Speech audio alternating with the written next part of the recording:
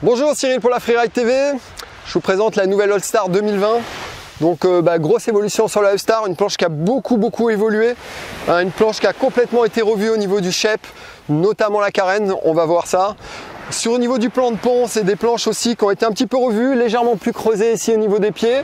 On va retrouver carrément un petit évidement à partir de la 23.5, 23.5, 24.5, 26, 28. Là, je vous présente la 22.5, donc c'est une planche qui existe dans différentes largeurs avec différentes accessibilités. Le volume a également changé, c'est des planches qui ont toutes repris un petit peu plus de volume par rapport à l'année passée. La 22.5 et la 23.5 ont un nez vraiment qui s'est affiné par rapport à l'année dernière. Donc, par exemple, en ayant comparé les deux 23.5, celle de l'année dernière et celle de cette année, on sent vraiment que celle de cette année a plus d'accélération, colle un peu moins à l'eau et on a une sensation vraiment de glisse, d'accélération supérieure au modèle de l'année passée. En termes de stabilité, c'est des planches qui n'ont pas énormément évolué. La nouvelle carène que je vais vous présenter, ne soyez pas impatients, change pas grand chose au niveau de la stabilité. On retrouve à peu près la même stabilité que l'année passée.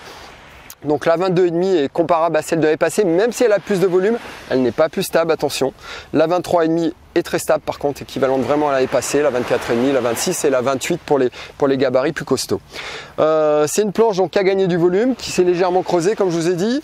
On a un nouveau travail de pads avec toujours différentes densités et la particularité au centre de ne pas avoir de pads comme chaque année, de manière à ce que quand on recule, on ait vraiment un repère sur la planche. Ça, c'est vraiment super. L'arrière maintenant est en pads losange de manière à avoir toujours pareil, différentes densités quand on recule et savoir où on est. Ce qui change beaucoup, c'est là. Ça va être au niveau du shape. Donc on a vraiment ce nouveau rond V en fait avec des concaves de chaque côté. Et toujours pareil ici, des petits chanfreins qui vont venir sur les côtés pour stabiliser la planche quand ça bouge. Donc c'est une planche qui change beaucoup au niveau shape, ça change pas mal la donne, vous allez voir un petit peu, vous allez voir sur les gros plans. C'est également, on a remarqué qu'elle était légèrement un petit peu plus relevée sur l'avant. Sur la 22.5 et la 23.5, ça se sent vraiment quand on part sur un bump, on sent que la planche est un petit peu au-dessus et quand on les met l'une côte à côte, on voit vraiment le nez qui remonte un petit poil plus, légèrement, c'est pas beaucoup, mais légèrement sur les nouvelles. Alors particularité de ce nouveau shape en fait, c'est que ça donne beaucoup plus d'accélération à la planche.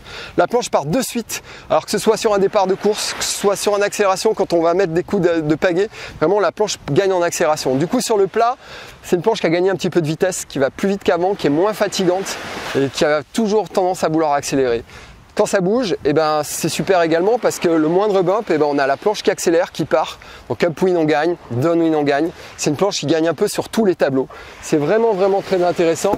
Il nous semble que vraiment on a gagné. Alors sur les comparatifs qu'on a fait, c'est quand même assez flagrant. Pour aller aussi vite avec l'ancienne All-Star, c'est possible. Mais il faut mettre plus d'énergie. Celle-là est moins fatigante, on sent qu'elle a plus de glisse, elle garde toujours de la glisse, de l'inertie.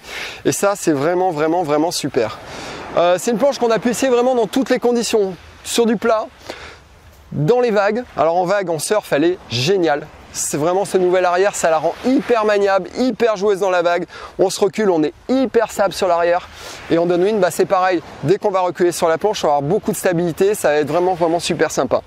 Petite particularité peut-être au départ, alors notamment sur la 22.5. Alors la 22.5, j'insiste, elle est réservée aux petits gabarits. Comme il est dit dans le catalogue Starboard, ils ont mis stabilité 2 et ils ont mis 65 kg maxi. Donc c'est une planche qui est, à mon avis, jusqu'à des gabarits de 70 kg. Moi je fais 70, 71 kg, ça va encore, mais je suis vraiment à la limite. Je pense qu'un gabarit plus lourd que moi aura des difficultés quand ça bouge avec cette planche. Donc la 22,5, elle est vraiment réservée pour les petits gabarits, pour les filles. C'est vraiment une planche qui est super. La 23,5 va être plus adaptée à des gabarits entre 70 et 80 kg. C'est pour ça que je vous dis restez vraiment sur les tailles que vous avez l'habitude d'utiliser. La 24,5 au-delà de 80 kg, j'aurais tendance à dire. Et la 26 et la 28 pour les gabarits plus lourds, 80-90 voire 90 et plus. La 28, vous pouvez même mettre quelqu'un de 100 kg, elle fait 400 litres, elle est incroyable pour quelqu'un justement qui cherche une planche super stable, super accessible et qui va aller vite. Parce que la sensation de glisse, vous l'avez sur toutes les tailles. J'ai essayé 22,5, 23,5, j'ai eu l'occasion de monter aussi sur la 28. Ça glisse, c'est vraiment sympa. Ce nouveau shape vraiment apporte vraiment un plus. En termes de maniabilité, pour tourner, pour virer, la planche reste très stable sur l'arrière, donc on tourne assez facilement, même sur la 22,5. Qu'est-ce que je vous ai pas dit? Je vous ai parlé de l'évidement au centre sur la partie creusée, donc on retrouve à partir de la 23,5, 24,5, 26. Ils l'ont pas fait sur la 22,5. Voilà un petit peu. Au niveau des sensations, pour reparler des sensations sur la planche, quand on monte cette espèce de double concave, plus la planche s'élargit, moins on sent en fait ce côté round V au milieu, plus elle rétrécit. C'est pour ça que la 22 est un peu plus technique, plus on va sentir un peu l'influence de ce round V. Donc la 22,5 à l'arrêt, elle a tendance à être un petit peu moins stable. Par contre, dès qu'on va générer de la glisse, de la vitesse, on retrouve vraiment de la stabilité. C'est que c'est une planche qui, même en downwind, marche super bien. Et j'ai fait l'autre jour un downwind avec 30-35 nœuds. Je me suis régalé avec cette planche. Voilà. Comme je vous dis, je reste quand même à la limite. Je sens que dans des conditions plus difficiles, j'aurais peut-être été mieux sur la 23,5 avec mes 70-71 kg. Donc ça reste une planche, la 22,5, assez technique. Donc 23,5, 24,5, c'est vraiment pour l'ensemble des personnes en fait qui veulent à la fois de la polyvalence, de la performance. Alors si on doit la comparer à la Sprint, on va me dire, je vous ai dit dans la vidéo précédente de la Sprint que la Sprint est très polyvalente aujourd'hui et qu'elle permet un peu de tout faire. Alors pourquoi une All-Star? Déjà la All-Star c'est un pont plat, donc il y en a qui n'aiment pas les ponts creusés. Donc ça permet, quand on tombe à l'eau par exemple, de remonter plus facilement. La All-Star existe dans des largeurs donc plus larges, 26, 28, donc pour des gabarits plus lourds. C'est une planche qui est plus joueuse, plus facile si on veut prendre des petites vagues avec, qu'on veut surfer un petit peu. En downwind, elle sera également un petit peu plus polyvalente. La Sprint en downwind, même si elle marche très bien, je pense qu'elle se réserve déjà un peu plus à des gens un poil plus techniques. Celle-là, elle va être un peu plus facile à fonctionner sur du downwind. Et en upwind, on les a pas bien comparés. Il faudrait que je refasse encore un test Sprint All-Star vraiment en upwind pour voir qui marche le mieux. Mais à mon avis, on est assez proche cette année. Voilà, cette nouvelle All-Star est vraiment une réussite. Donc elle existe toujours dans la construction sandwich carbone, avec le PVC pris en sandwich entre deux couches de carbone, ce qui est la construction la plus légère, la plus solide. C'est vraiment, j'insiste sur le côté solidité des planches starboard en sandwich carbone. Elles sont chères mais elles sont très solides et elles sont nerveuses. Et la construction wood carbone qui est une nouvelle construction avec grosso modo 500 grammes de moins par planche, à peu près à l'identique de l'année dernière de la construction hybride carbone. Donc on gagne un peu de poids avec un mix de carbone et de bois sur le pont. Ça permet en fait d'avoir une planche, alors certes un peu moins nerveuse, un petit peu moins rigide que les sandwichs carbone, mais alors hyper intéressante toujours au niveau prix parce qu'on sort une 14 à 2199 €, ce qui fait quand même vraiment un super prix pour des planches de ce niveau de performance.